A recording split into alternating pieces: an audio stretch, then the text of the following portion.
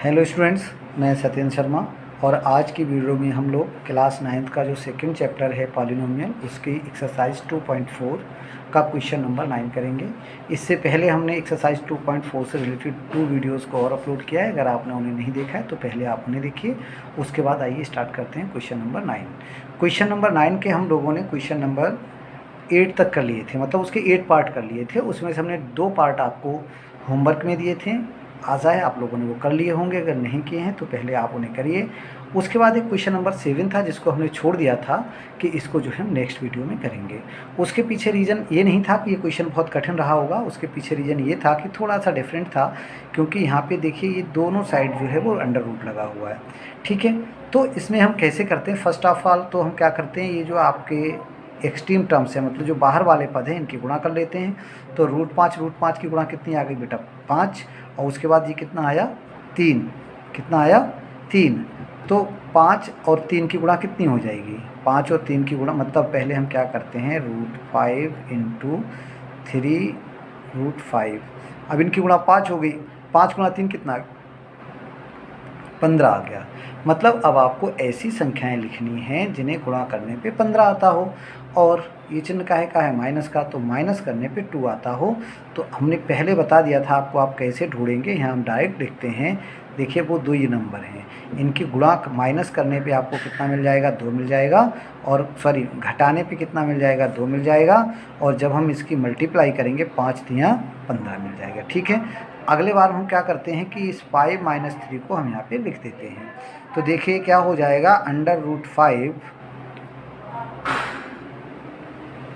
x² plus, और इस 2 की जगह हम लोग क्या लिखते हैं, ये लिख लेते हैं, इसमें बस x लगा लेंगे। तो क्या हो जाएगा आपका 5x माइनस का 3x माइनस का 3√5।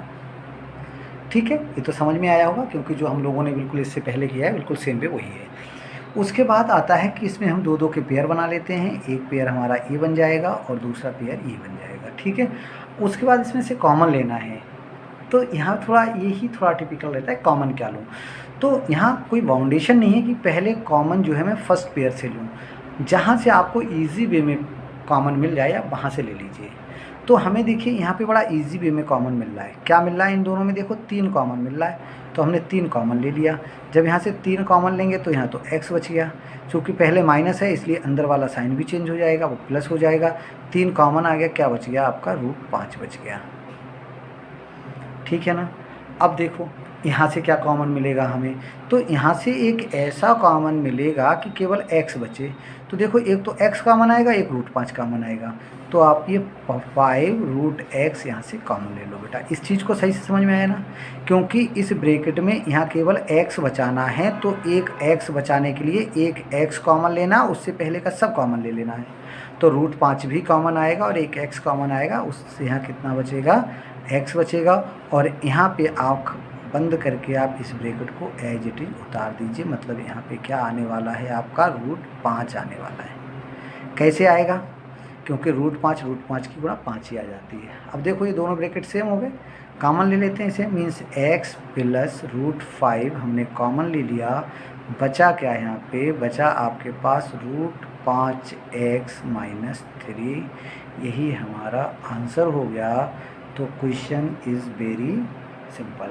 ठीक है, चलिए उसके बाद अब हम बात करते हैं इसका नेक्स्ट पार्ट।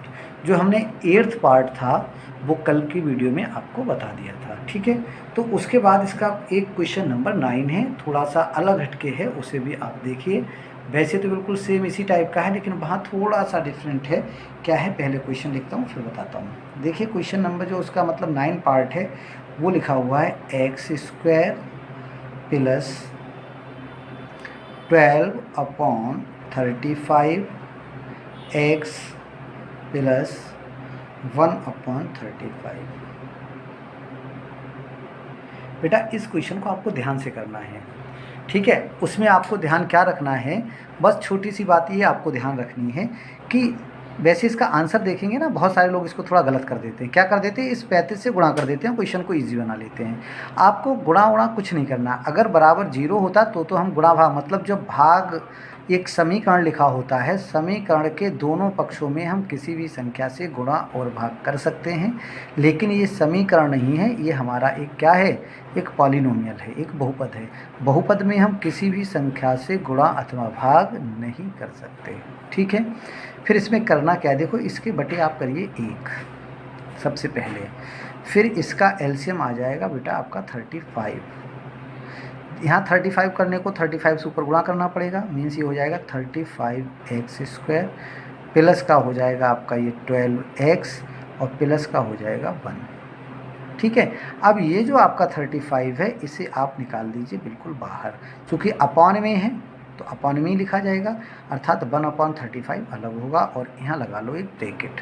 उसके बाद क्या बचा, 35x² प्लस 12x प्लस 1, बस।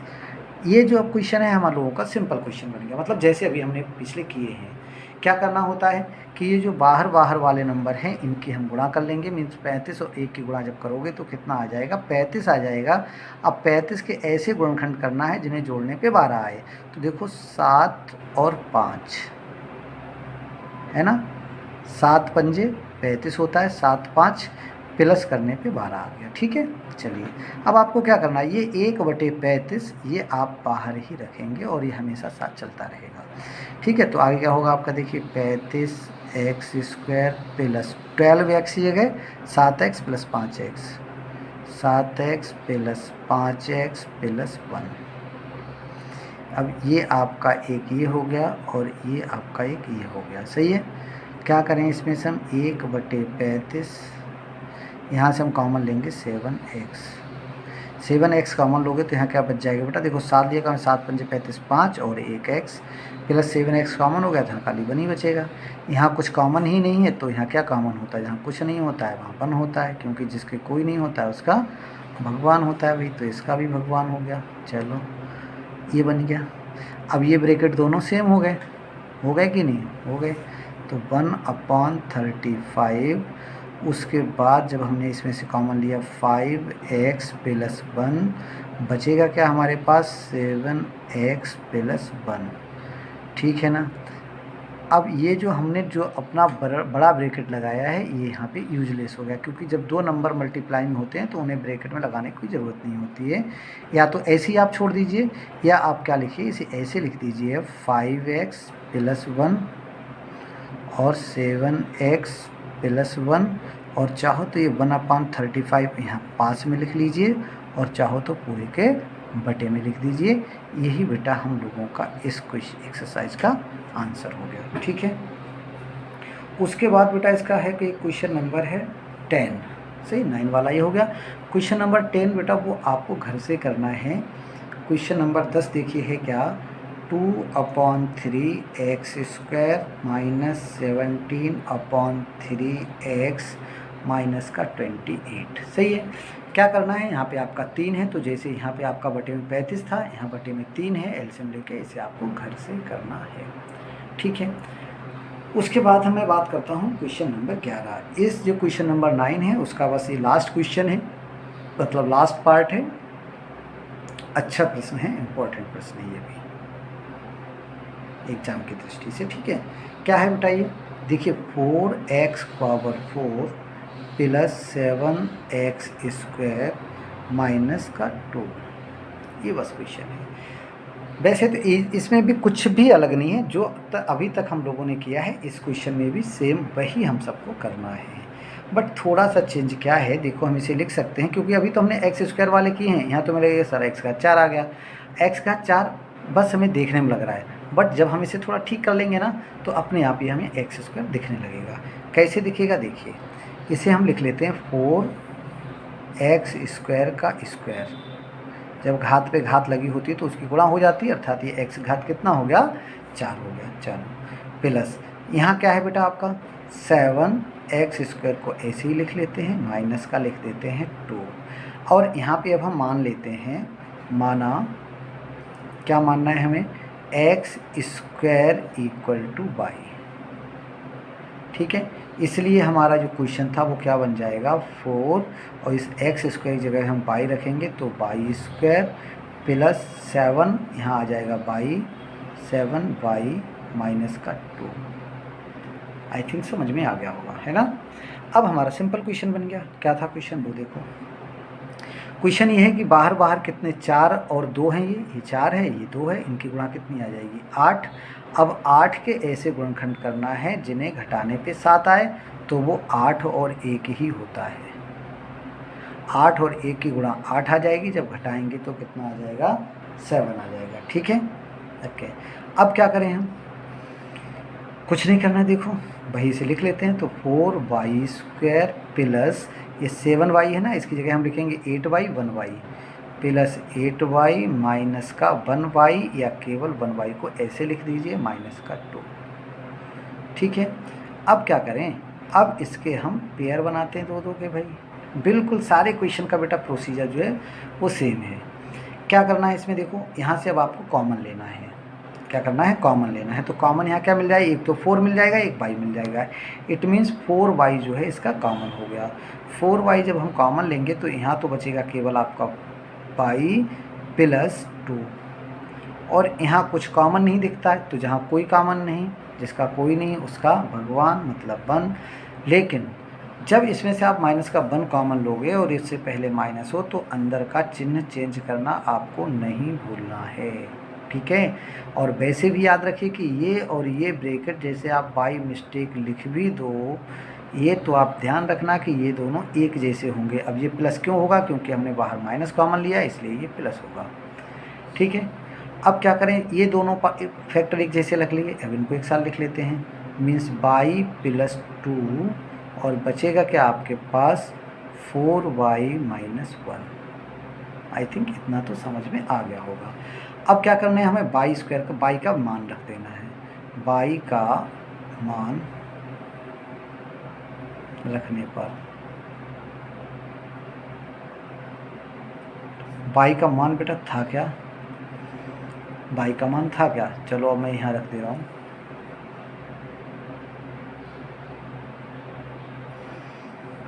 y का वैल्यू था, हमने माना था, ये देखो यहाँ लिखा हुआ है, माना x² इक्वल टू y, अर्थात y का मान हमने क्या माना है, x² माना है। अब यहाँ क्या हमें लिखना क्या था, y प्लस 2, तो y की जगह हम लिखेंगे x² प्लस 2, और दूसरे क्या लिखेंगे 4x² माइनस 1।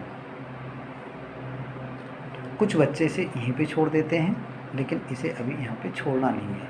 रीज़न क्या है, देखो x² प्लस 2, यहाँ जो है ना ये 4x², 4 जो है 2 का स्क्वायर होता है, तो इसे मैं लिख सकता हूँ 2x का स्क्वायर, और 1 को मैं लिख सकता हूँ 1 का स्क्वायर। याद रखना, अगर कहीं ये लिख जाए, पहले एक थोड़ा सा इसका नोट पॉइंट में बता दूं, अगर किसी ब्रैकेट में ये लिखा हुआ हो a² प्लस b², और एक ब्रैकेट में लिखा हुआ हो a² माइनस b², तो इसके लिए कोई सूत्र नहीं होता। अर्थात अगर भी दो टर्म पे आपका स्क्वायर लगा हुआ है, ठीक है, तो आप इसमें कोई फार्मूला अप्लाई नहीं कर सकते, क्योंकि इसका हमें फार्मूला नहीं आता है। लेकिन a² माइनस b² का एक फार्मूला होता है, इसे हमें वो फार्मूला अप्लाई करना पड़ेगा। तो a² प्लस b² आपका एज इट इज़ रहेगा, बट इसके आप और फैक्टर करेंगे a प्लस b और a माइनस b। समझ में आया होगा ये।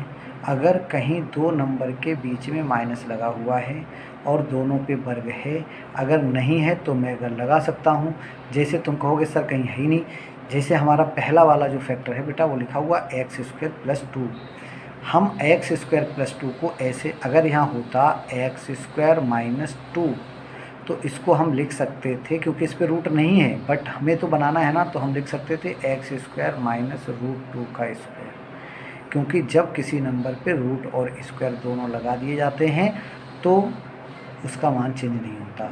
अब इसमें हम ये वाला फार्मूला अप्लाई कर देते, मतलब एक बार हम इसको जोड़ लेंगे x प्लस √2, और एक बार हम इसको घटा देंगे x माइनस √2। आई थिंक ये बात समझ में आ गई होगी, सही है। मतलब हम √2 को ये बना के और ये वाले फार्मूले को अप्लाई कर सकते हैं। लेकिन है क्या, यहाँ देखो नहीं था तो हमने बना लिया, इसका होल स्क्वायर बना लिया, इसका स्क्वायर बना लिया। इसमें क्यों नहीं बनाया? इसमें इसलिए नहीं बनाया क्योंकि इसमें बीच में प्लस है और प्लस में फार्मूला होता नहीं है, तो इसको तो हम फैक्टर कर नहीं सकते। अगर दो नंबर के बीच में प्लस है तो उसके फैक्टर नहीं हो सकते, बट अगर दो नंबर के बीच में माइनस है तो हम दोनों का स्क्वायर करके उनमें मतलब स्क्वायर डिफरेंस मेथड जिसे हम कहते हैं वर्गांतर सूत्र, उसको हम अप्लाई कर सकते हैं। तो ये हो जाएगा आपका एक्स स्क्वायर प्लस 2, और इसमें क्या हो जाएगा, एक बार इन्हें प्लस कर लेंगे, एक बार माइनस कर देंगे, 2x प्लस 1 और दूसरा होगा 2x माइनस 1, और यही बेटा इसका क्या हो गया, आंसर हो गया। आई थिंक आज के जो आपके जितने सारे क्वेश्चंस हमने किए हैं आप लोगों के समझ में आ गए होंगे। अगर नहीं आए हों तो इस वीडियो को आप 1 से 2 बार देखिए, क्योंकि इसके सारे क्वेश्चंस जो हमने बताए बहुत ज़्यादा इम्पॉर्टेंट हैं।